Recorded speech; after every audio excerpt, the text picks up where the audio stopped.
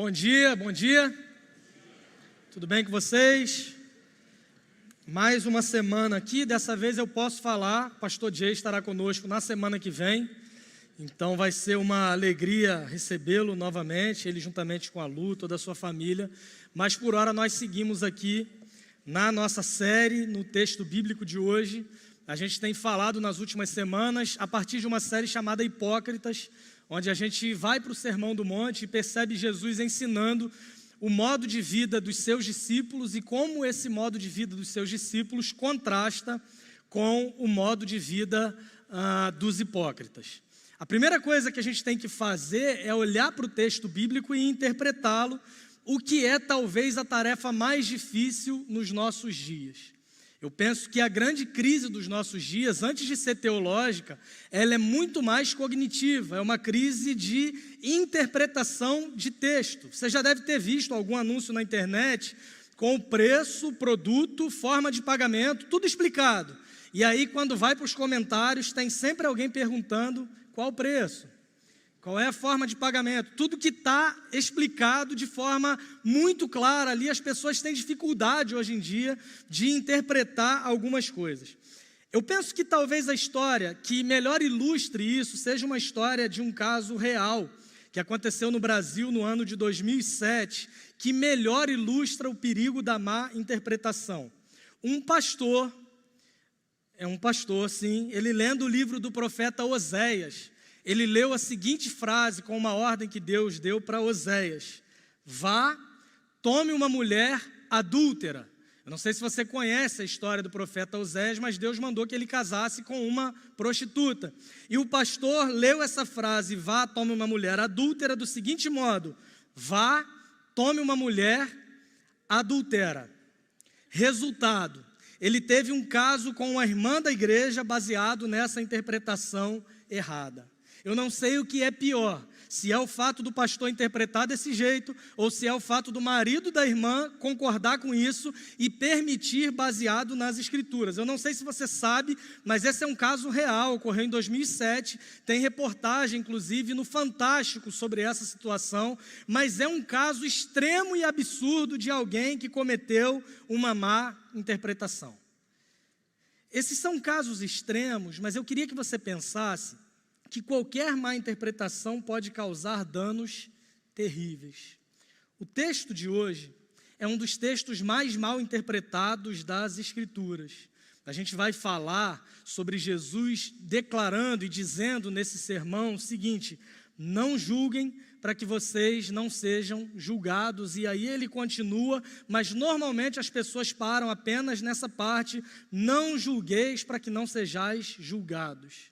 Isso é usado como defesa e justificativa para terem comportamentos reprováveis. E ao serem questionados, respondem desse modo: não, você não pode me julgar para que você não seja julgado. As pessoas utilizam como uma espécie de escudo para não serem confrontadas, ou até mesmo uma espécie de arma para tentar calar quem tenta corrigi-los. Esse verso é, inclusive, muito utilizado por não cristãos. Quando apontam algum pecado como pecado, ele responde desse modo, usando esse escudo, dizendo: você não pode me julgar, porque está escrito na Bíblia: não julgueis para que vocês não sejam julgados. Será que Jesus está querendo realmente dizer que nós não podemos discernir, que nós não podemos corrigir as pessoas em pecado, ou que nós não temos o direito de avaliar o comportamento de alguém? Será que você não tende para um desses extremos, de ser, por um lado, assim, eu sou a pessoa que apenas fica condenando o outro, mas, por outro lado, você pode estar indo para o outro extremo, dizendo: eu simplesmente não quero me meter na vida de ninguém, eu não quero dizer que a pessoa está errada, afinal de contas, eu não posso julgar. Será que é sobre esse julgar que Jesus está conversando com os seus seguidores? Eu convido você a abrir a sua Bíblia em Mateus capítulo 7, porque a gente vai olhar para esse texto, entendendo o que Jesus disse de fato, e entendendo o que ele não disse, mas que as pessoas interpretam como se ele tivesse dito. Mateus capítulo 7, a gente vai ler dos versos 1 até o 6, e eu vou pedir, por favor, que você mantenha a sua Bíblia aberta, porque a gente vai conversando, expondo o texto, então a gente vai voltar para esse texto, a gente não vai ler o texto, fechar o texto e nunca mais voltar para o texto. A gente vai ler o texto e expor o texto, então é fundamental que você me acompanhe. Mateus capítulo 7, versos 1 a 6. O texto diz o seguinte, a versão que eu leio, a Nova Versão Internacional, diz o seguinte: não julguem para que vocês não sejam julgados, pois da mesma forma que julgarem, vocês serão julgados, e a medida que usarem também será usada para medir vocês. Por que você repara no cisco que está no olho do seu irmão e não se dá conta da viga que está em seu próprio olho? Como você pode dizer ao seu irmão, deixe-me tirar o cisco do seu olho, quando há uma viga no seu? Hipócrita, tire primeiro a viga do seu olho, e então você verá claramente para tirar o cisco do olho do seu irmão. Não deem o que é sagrado aos cães, nem atirem suas pérolas aos porcos. Caso contrário, estes as pisarão, e aqueles, voltando-se contra vocês, os despedaçarão. Vamos orar? Senhor, obrigado pela Tua palavra, e fala conosco por meio do Teu Espírito Santo que habita em nós. Nos ajude a evitar esses extremos que são igualmente pecaminosos e prejudiciais, e nos ajude a, por meio do Teu Espírito Santo, compreender qual é o ensinamento claro para nós nas Escrituras e como nós podemos aplicá-lo a fim de viver uma vida que honre o Senhor. Nós oramos assim no nome de Jesus. Amém. O que Jesus está ensinando aqui, então, é muito claro. Nos primeiros versos, no verso 1 e no verso 2, nós percebemos uma ordem. Jesus vai dizer de forma muito clara, não julguem para que vocês não sejam julgados, pois da mesma forma que julgarem, vocês serão julgados, e a medida que usarem também será usada para medir vocês. Nós não podemos, irmãos, ser precipitados aqui e presumirmos que Jesus está proibindo todo e qualquer tipo de julgamento. Há uma regra muito clara de interpretação bíblica que diz que você não pode formular um conceito examinando um texto de forma isolada, mas você precisa analisar todo o contexto e apoiar essa doutrina, esse ensinamento, também utilizando outras passagens das Escrituras. Então, quando nós olhamos para um contexto mais amplo, nesse mesmo capítulo, Jesus vai dizer nos versos 15 e 16, por exemplo, que nós devemos ter cuidado com os falsos profetas e que nós reconheceremos os falsos profetas pelos frutos. Aí você pensa comigo, como é possível analisar os frutos de alguém se eu não fizer um tipo de julgamento? Como é possível eu perceber quem é e quem não é um falso profeta se eu não fizer esse julgamento para discernir quais são os frutos dessa pessoa? Então, não é uma proibição sumária contra o julgamento no sentido de tentar discernir o que vem de Deus e o que não vem de Deus. Aliás, se você olha por toda a Bíblia, o tratamento com falsos profetas não é esse tratamento de nós não podemos julgar, nós não podemos falar nada. Não, o tratamento contra falsos profetas é apontar o erro deles. Não é nos calarmos sob o pretexto de não julgarmos. Se você olhar as cartas de Paulo, você vai ver que ele cansou de fazer isso, citando nominalmente, inclusive. Ele cita o nome de algumas pessoas e diz, estão tentando perverter o evangelho, estão deturpando os valores da fé cristã. Esses aqui, eu inclusive estou entregando para Satanás. Esse homem faz isso. Como era possível Paulo fazer isso se ele não fizesse esse julgamento, analisando qual é a postura dessas pessoas? Jesus faz isso o tempo todo, quando ele critica os religiosos, porque eles agiam com hipocrisia. E talvez você diga, mas era Paulo, era Jesus? Não, nós também somos chamados a fazer o mesmo. Na primeira carta de João, capítulo 4, verso 1, nós somos incentivados, irmãos, a não crermos em qualquer espírito, mas provarmos os espíritos. Ou seja, não é porque alguém diz fazer algo em nome de Deus que nós temos que crer cegamente. Nós precisamos e devemos analisar todas as coisas com critério. Os crentes de Bereia, eles foram chamados de mais nobres do que os crentes de Tessalônica, porque todo o ensino que eles recebiam, eles conferiam com a Bíblia para ver se aquilo estava de acordo. O padrão para nós, irmãos, não é o aparente sucesso de um apelo, quantas pessoas vieram na frente, quantas pessoas levantaram a mão. Nós não somos chamados a ter sucesso pelas métricas do mundo. O padrão para nós é, esse ensino é coerente com as Escrituras? Se é, amém. Se não é, deve ser descartado. Martinho Lutero, o reformador, ele diz que todo ensinamento que não se enquadre nas Escrituras deve ser rejeitado, mesmo que faça chover milagres todos os dias. O nosso padrão não é o aparente sucesso. Deus não nos chamou para sermos bem-sucedidos. Deus nos chamou para sermos fiéis. Se somos fiéis, estamos sendo bem-sucedidos de acordo com o padrão de Deus. Você não é proibido de analisar para ver se algo é bíblico. Pelo contrário, você é incentivado a fazer isso. Sabe por quê? Porque falsos profetas não se proliferam em um terreno onde o povo examina as Escrituras. Agora, como nós vamos analisar isso, condenar essas posturas, se diante de qualquer erro nós nos calamos e por covardia às vezes dizemos, não, quem sou eu para julgar? Eu não posso julgar. A Bíblia diz, não julguem para que não sejam julgados. Será que é esse tipo de julgamento que Jesus está condenando aqui? Nós somos chamados, irmãos, a julgar, sim. Nós somos chamados a avaliar e discernir. Jesus mesmo, em João, no capítulo 7, no verso 24, ele vai dizer, não julguem apenas pela aparência, mas façam julgamentos justos. Aqui nós começamos a ter noção do que ele está ensinando de fato.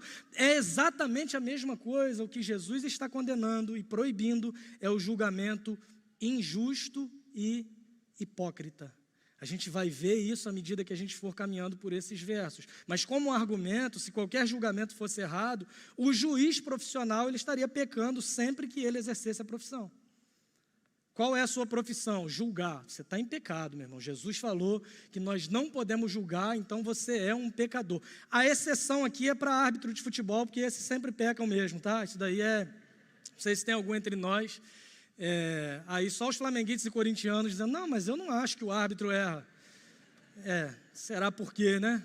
Aí vai lembrar, não, mas já errou contra a gente 2 vezes. Meu irmão, erro contra Corinthians e Flamengo é reembolso, não é erro, né? Mas vamos seguir, porque a ideia aqui não é desabafar aqui das minhas mágoas. Eu sei que tem alguns irmãos do futebol aqui. Eu venho de uma igreja menor, onde eu falava as coisas com mais tranquilidade. Aqui eu tenho medo, porque às vezes tem umas pessoas aqui por perto e tal. Mas, enfim, orem por um homem chamado Djalma Beltrame. Eu tenho ódio dele até hoje, mas o Senhor está purificando o meu coração. Ele anulou um gol do Dodô em 2007. Deixa para lá, irmão, vamos seguir.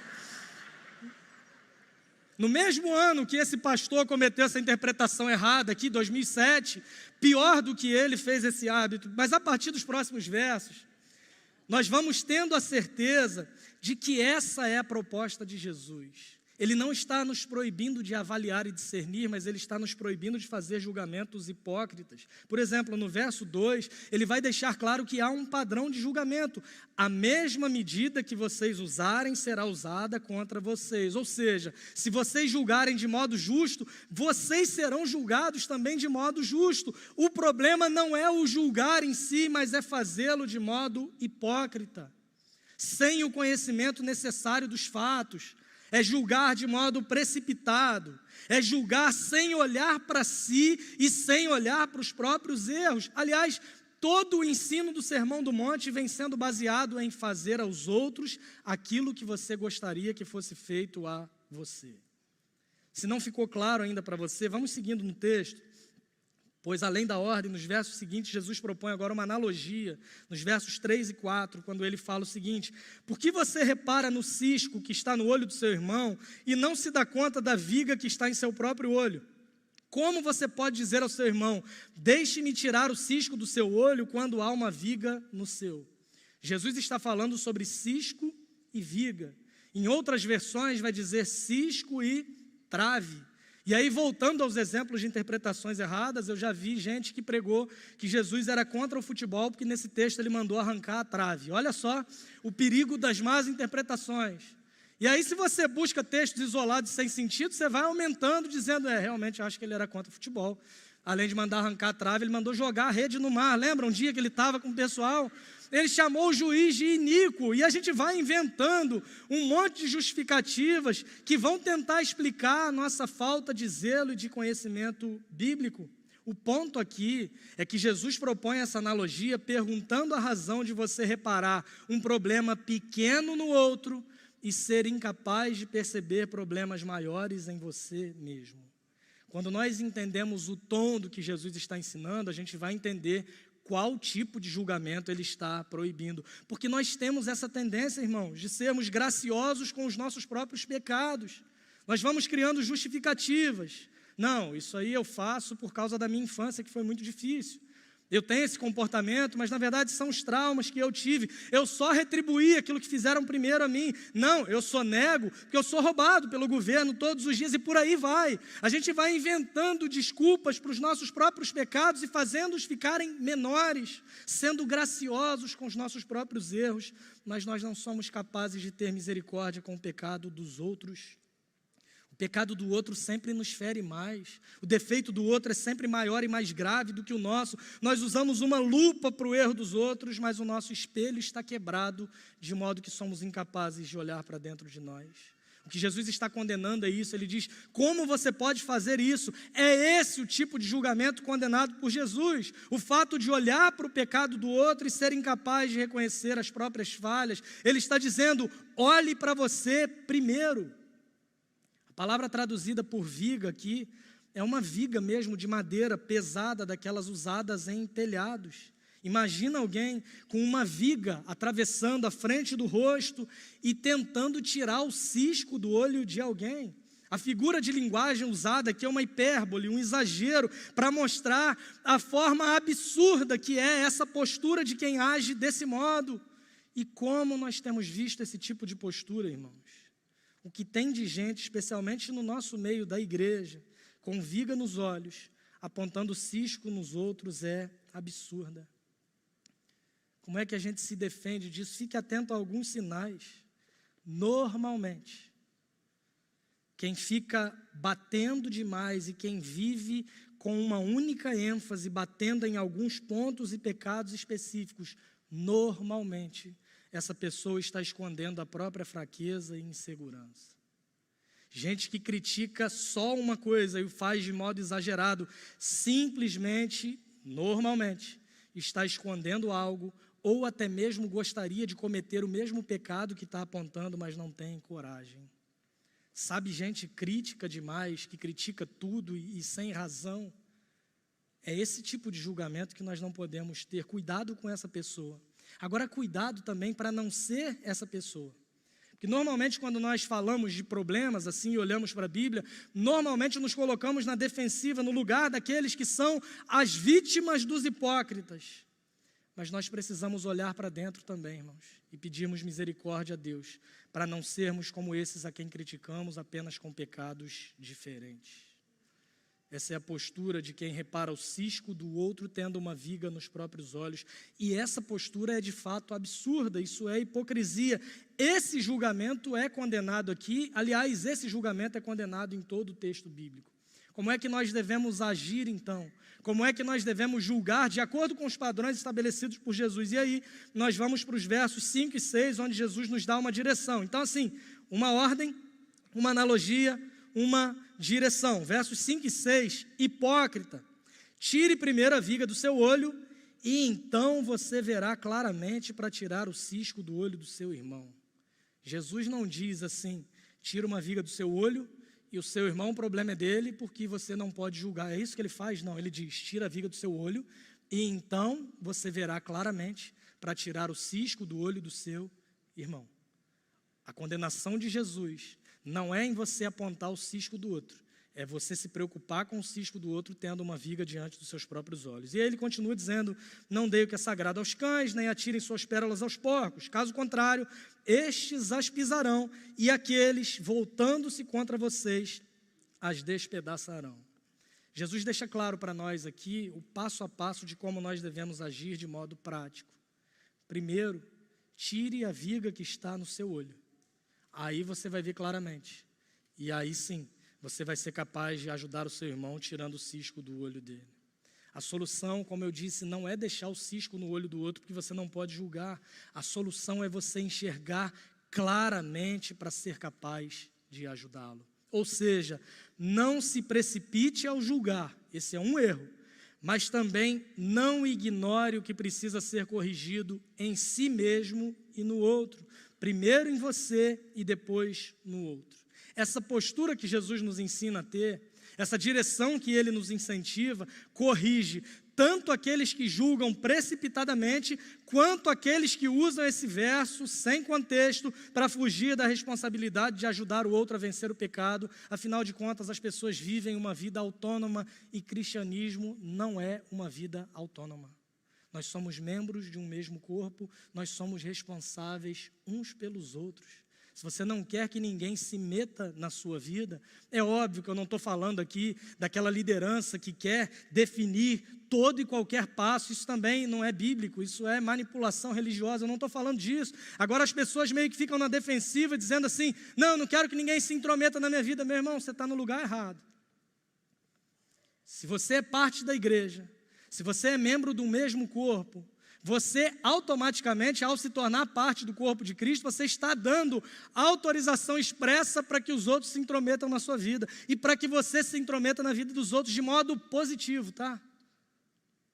Apontar o erro do outro, disciplinar. Jesus vai nos ensinar em Mateus capítulo 16 ou 18, eu sempre confundo um com o outro, mas ele dá os passos da disciplina bíblica lá, quando ele diz, se o teu irmão está em pecado, deixa ele para lá, porque você não pode julgar. É isso que ele faz? Não, vai até ele, mostra-lhe o erro, se ele te ouvir, você ganhou o seu irmão. Jesus está mandando a gente se meter na vida dos outros, que coisa curiosa, né? E você achando que ele te chamou para não se meter, para não julgar, não é sobre isso que ele está falando. Percebam a importância de interpretarmos um texto bíblico a partir do seu contexto. Julgue sim, mas julgue com os olhos limpos. Sabe a história? Você já deve ter ouvido de uma mulher, uma família se mudou e de repente ela via todos os dias o vizinho, a vizinha e tal, a família do lado estendendo alguns lençóis no varal e ela olhando para aquilo e pensando assim, nossa, não usa homo, né? Porque não está muito branco. Hoje em dia é até complicado usar a palavra homo, mas estou falando de sabão em pó, tá, gente? Não usa homo, né? Não está muito branco e tal. E aí comentava com o marido todos os dias que o lençol estava sujo, e no outro dia a pessoa lavava de novo, estendia, e aquele lençol meio amarelado, e por dias ela criticando o lençol, até o dia que ela resolveu limpar a janela e descobriu que o problema não era o lençol sujo, mas era a sua própria janela. Por vezes nós agimos assim, né? Olhamos demais para o lençol sujo do outro, mas não nos preocupamos em limpar a nossa própria janela. O problema, por vezes, não está no outro, mas está na sua forma de enxergar. E aí nós chegamos ao verso 6, quando Jesus fala sobre cães e porcos, não deem o que é sagrado aos cães, nem atirem suas pérolas aos porcos, caso contrário, estes as pisarão e aqueles, voltando-se contra vocês, os despedaçarão. Parece que esse versículo está meio desconectado do resto, mas, na verdade, ele é a conclusão dos versos anteriores. Porque depois de ensinar a julgar com justiça e humildade, Jesus vai nos lembrar que é fundamental que nós tenhamos discernimento. Ajudar alguém exige sabedoria. Nem toda correção será bem recebida. Nem todo coração em pecado está pronto para ouvir a verdade. Por isso, nós precisamos analisar e discernir se a pessoa está disposta a, de fato, ouvir e ser transformada. Cães e porcos, no contexto judeu, eram símbolos de pessoas que desprezavam, que eram hostis à verdade. Jesus está dizendo o seguinte, tenham discernimento, até mesmo ao tentar corrigir alguém ou evangelizar, porque a correção, a disciplina e o evangelho são valiosos demais para serem tratados com desprezo. E isso não é falta de amor, isso é prudência. Jesus nos chama a não sermos ingênuos, porque julgamentos justos, eles também envolvem saber quando, como e a quem nós devemos falar. Existem momentos na vida, irmãos, que o silêncio é mais sábio e que lançar palavras ao vento é como jogar pérolas aos porcos. Existem corações que vão zombar da verdade bíblica como os porcos pisam nas pérolas. Agora, sabe o que é mais interessante de tudo isso? Como é que eu vou descobrir quem é cão, quem é porco, se eu não fizer algum tipo de julgamento? Eu preciso julgar, discernir, avaliar para saber a quem dar o que é sagrado e a quem presentear com pérolas. Você precisa saber quando insistir e quando recuar, e o modo de fazer isso é julgando de modo justo, tendo as Escrituras como padrão. A grande verdade, irmãos, é que o problema no fundo não é o julgamento em si, mas é o que nós entendemos da palavra julgamento. O que Jesus proíbe aqui não é discernimento, correção e avaliação. O que ele proíbe aqui é condenação hipócrita. Só que talvez você mesmo diga ou já ouviu alguém dizendo com orgulho, tudo bem, acho até interessante essa perspectiva, mas só Deus pode me julgar. Tem gente que tatua isso assim, como se essa frase fosse uma frase tranquilizadora. Só Deus pode me julgar. Meu irmão, isso deveria te assustar. Isso deveria te deixar desesperado e de joelhos. Sabe por quê? Porque Deus é o padrão de moralidade, perfeição, justiça e santidade, e bondade, fidelidade, amor. Ele é perfeito, Ele é santo, Ele é justo. E a sua lei exige perfeição. O Deus que é todo poderoso e completamente perfeito, você está dizendo com tranquilidade que só Ele pode te julgar? A verdade é que se dependesse de nós, estaríamos todos condenados. Mas é aí que entra o Evangelho, que é a cura para a nossa alma e para doenças que a gente nem sabe que a gente tem, que é a boa notícia do que Deus fez por nós na pessoa do seu Filho Jesus Cristo. A boa notícia do Evangelho não é uma boa notícia de que Deus não nos julga, não é isso, Ele não nos trata com impunidade. A boa notícia do Evangelho é que alguém decidiu tomar o nosso lugar e foi julgado no nosso lugar, assumindo a nossa condenação. É que alguém decidiu nos amar a ponto de carregar a nossa culpa, mesmo tendo vivido de modo perfeito. Alguém foi condenado e de fato morreu pelos nossos pecados, e esse alguém é Jesus. Mas a morte não foi capaz de detê-lo, e aleluia por isso, Deus seja louvado. Ao terceiro dia ele ressuscitou, ele venceu a morte. O maior dos nossos inimigos foi desprezado na cruz do Calvário, que é a morte. Onde está a morte? O teu aguilhão, a tua força. O aguilhão da morte é o pecado, a força do pecado é a lei. Onde está a morte? A tua vitória. Graças a Deus, que nos dá a vitória por meio do nosso Senhor Jesus Cristo. Esse Jesus, ele vai voltar. E enquanto isso, nós já vivemos uma vida a partir dos seus padrões e de modo diferente. Sabe por quê? Porque se você está nele, você não enfrenta mais a condenação, porque você já passou da morte para a vida. Ele fez tudo. Ele disse, está consumado. Ele não disse, eu fiz a minha parte. Está feito.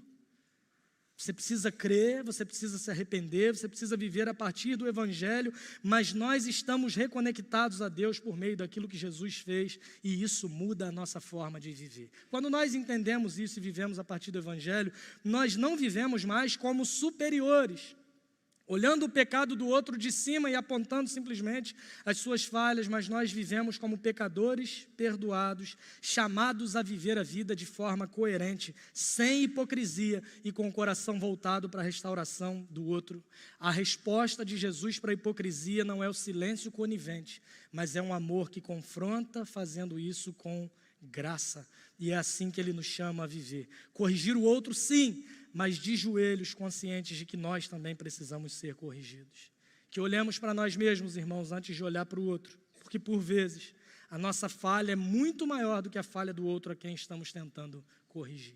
Caminhando para o fim, eu queria te perguntar se você conhece esse objeto.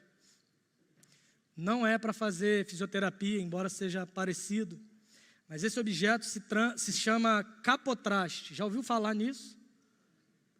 Talvez você nunca tenha ouvido falar essa palavra ou nunca tenha pensado nesse objeto, mas é uma pecinha que ela é colocada no braço do violão para mudar o tom da música. Basicamente, você toca em diferentes tons mantendo o desenho dos acordes. Você faz um sol, e aí você põe isso, dependendo de onde você colocar no braço do violão, o mesmo desenho, vai ser um lá, um si, um dó e por aí vai. Ou seja, coisa de músico preguiçoso. Resumindo assim, que não quer aprender a fazer os outros desenhos, coloca isso. E eu fui conversar essa semana com o Kleber para perguntar a função do capotraste. Fico tranquilo que eu não vi ninguém usando hoje, então não foi uma crítica direta. Eu fui perguntar para o Kleber e ele me deu uma aula, assim, qual é o desenho, porque a última corda foi tão boa que na hora eu entendi, mas hoje eu não lembro de tão boa que foi. Então, se você quiser entender a função do capotraste, pergunte para o Kleber. Mas em 90% dos casos, é coisa de músico preguiçoso. Aliás, ele me deu esse, não sei o que ele quis dizer com isso, mas ele falou, olha, fui lá perguntar se ele tinha um para me emprestar, ele falou, pega para você. Semana que vem, a próxima pregação, a analogia vai ser sobre carro, computador, se tiver algum para me dar, eu estou aceitando. Mas, enfim, isso daqui facilita demais a vida. Por que eu trouxe isso? Porque eu me lembrei de uma história da outra igreja de onde eu venho, onde o ministro de louvor, ele tocou uma canção utilizando o capotraste, mas ele esqueceu de tirar o capotraste de uma música para outra, e ele começou muito bem, com aquela empolgação, com aquele ritmo, sabe, aquela cara de confiança, assim, expressando o quanto ele estava seguro. Só que a música começava no violão, só tinha um problema, a banda entrava em algum momento da música, e entrou a banda inteira em um tom, e ele em outro. Até a bateria entrou no tom certo e ele estava no tom errado. Sabe o que é mais legal?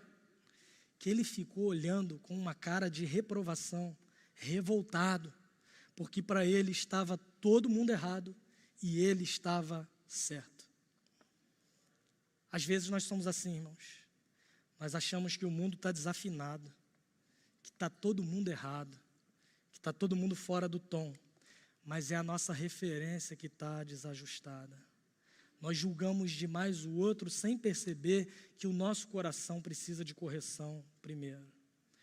Jesus não nos chama a deixar a banda seguir tocando do jeito que está, não. Ele nos chama a ajustar a afinação da nossa alma para aí sim ajudarmos o outro para que estejam afinados também. Você pode corrigir a banda com certeza, mas em primeiro lugar, veja se o seu capotraste está no lugar certo.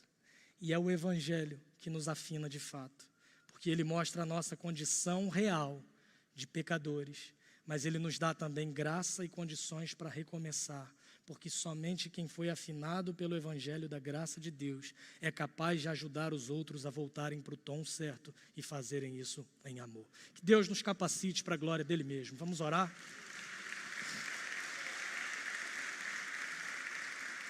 Senhor, obrigado. Obrigado pela Tua palavra e pela forma como ela nos instrui, nos mostrando qual é a postura que devemos ter de fato. Nos ajude a vivermos como discípulos do Senhor Jesus e não como hipócritas. E nos capacite para que esse sermão não seja apenas conhecimento teórico, exposição de um contexto, mas que seja algo que produza efeitos práticos na nossa vida para a glória do Senhor. É no nome de Jesus que nós oramos agradecidos. Amém e amém. Que Deus te abençoe.